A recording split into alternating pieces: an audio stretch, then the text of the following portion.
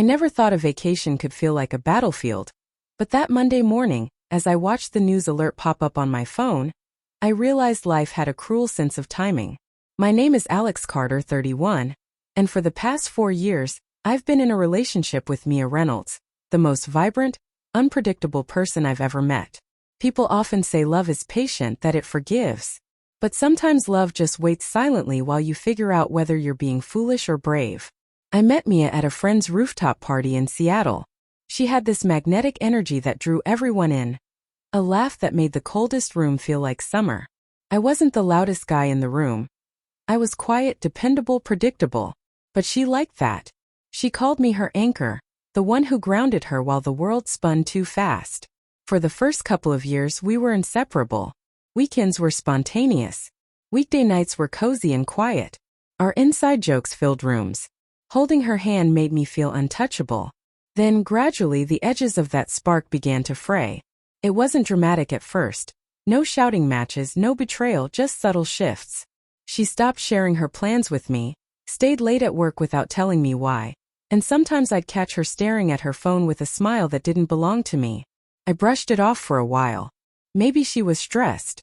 Maybe she needed space. I tried to give her both. But nothing prepared me for the text I got that morning. Flying to Austin. It's just for a few days. I'll tell you everything when I get back. Face blowing a kiss. With Tyler. I stared at my phone, blinked, and reread the message. A vacation? Fine. Alone? No problem. But when I noticed the small signature beneath the text, with Tyler, my chest constricted. Tyler Grayson, her ex-boyfriend. The one she'd promised she had no feelings for anymore. The one I'd met once at a dinner and politely ignored, thinking the past was the past. I didn't respond. I didn't send a single angry message. No calls, no questioning. Silence became my shield. I decided, at least for now, to keep my dignity intact. Because there's a difference between reacting and responding.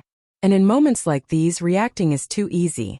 Responding takes courage, self-control, and sometimes heartbreak. The hours crawled like frozen molasses.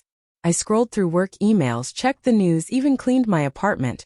Anything to distract myself from the gnawing thought that the woman I loved was thousands of miles away with someone else. Someone who had once had her heart. My friends called and tried to cheer me up. Ethan, my best friend since college, joked that I should text her a safe travels meme. I didn't laugh, not because it wasn't funny, but because humor felt like a betrayal to her, to myself, to the love I thought we shared. By the second day, I realized the silence was becoming louder than any argument we'd ever had. Each unchecked message, each unread status update on social media became a mirror reflecting not just her actions, but my own choices. Why was I still holding on to hope that a person who could casually spend days with an ex would suddenly remember how much I mattered? I sat on my couch that evening, Sadie, my golden retriever, curled up beside me. She tilted her head, her big brown eyes asking questions I couldn't answer. Mia had always loved Sadie. It was one of the first things that made me fall for her. I stroked Sadie's fur, thinking about all the little things I used to do for Mia. Leaving notes in her bag, remembering her coffee order, making her laugh when she didn't even feel like smiling. And now here I was, silent, waiting, wondering if silence would ever be enough. The third morning, a notification popped up. A picture from Austin, Mia and Tyler sun-kissed, laughing on a balcony overlooking the river. The caption read, "Finally some sunshine, sun, #throwback vibes." I didn't reply. I didn't like it, didn't comment, didn't even open the story. I just put my phone down and went about my day. But inside, a storm was building. A quiet, simmering contrast between the calm exterior I presented to the world and the turmoil churning within.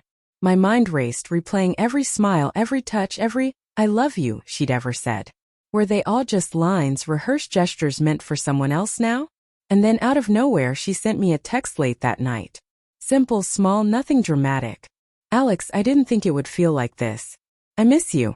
I stared at it for what felt like hours. The irony was suffocating. She had flown thousands of miles with the person she used to love. Yet somehow, in that small blinking text box, she was reaching for me. I didn't reply immediately. Instead, I held my phone, feeling the weight of every moment we'd shared. The good, the bad, and the unspoken. I realized that sometimes love isn't about chasing. It's about knowing your worth. standing silent while others prove theirs. And in that silence, clarity grows. I finally typed a reply, careful with every word. Not angry, not desperate, just honest. Mia, I hear you. I always have. But you chose your path and I chose mine. We'll talk when you get back. Sending it felt like letting go and holding on at the same time.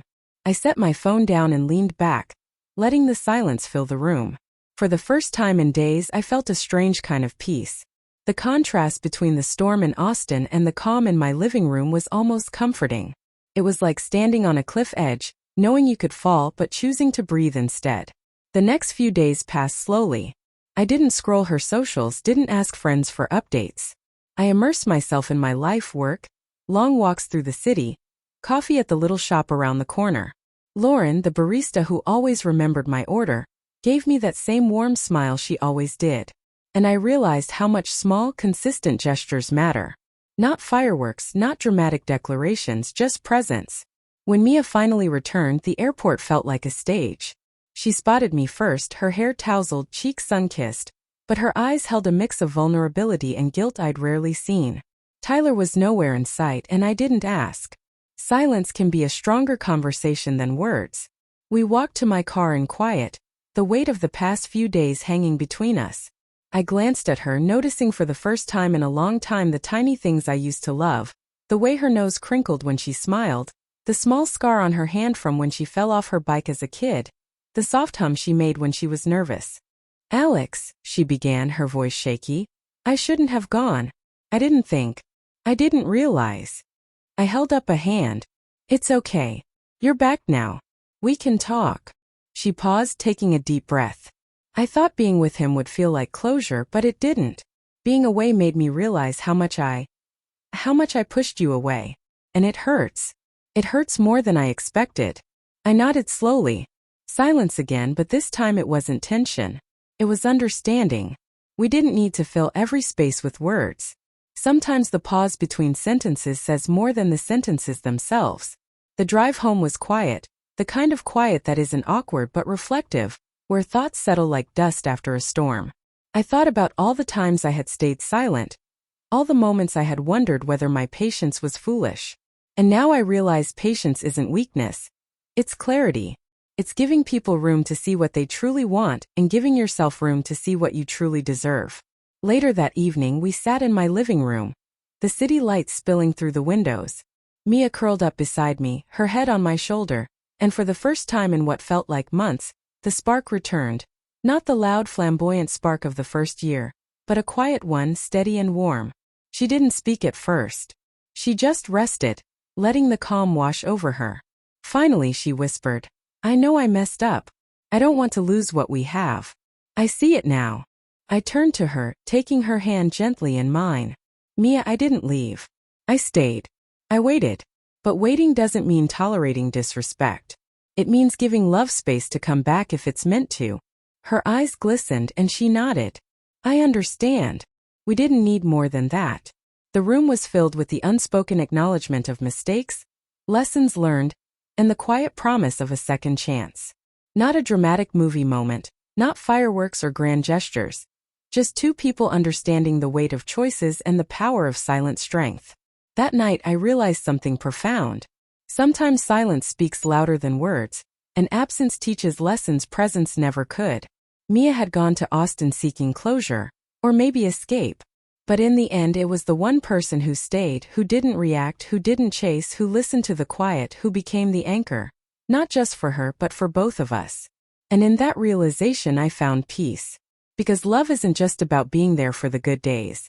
It's about standing still while the storms pass, about patience, clarity, and the courage to wait without losing yourself.